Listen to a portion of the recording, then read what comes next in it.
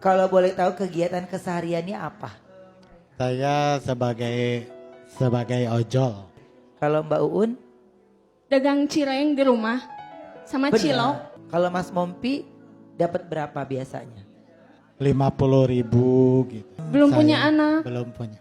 Sejauh ini kita sudah periksa ke dokter, ke bidan, ke alternatif. Usahanya ya nih, tapi tetap kita semangat sampai saat ini 16 tahun pernikahan. Tapi aku ditawarin, atuh ayo nikah lagi nggak apa-apa, aku mah tinggalin. Tapi dia teh enggak, ama cina tetap sayang sama kamu, cina gitu.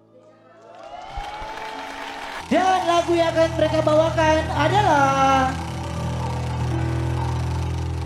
Pertemuan Bang. Pertemuan yang ku impikan kini jadi kenyataan. Pertemuan yang ku dambakan ternyata bukan hayalan. Perpisahan kini telah terobati.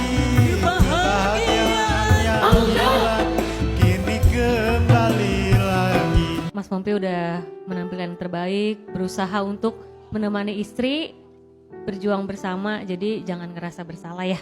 skornya untuk karaoke dadakan mereka adalah 3.100.000 rupiah.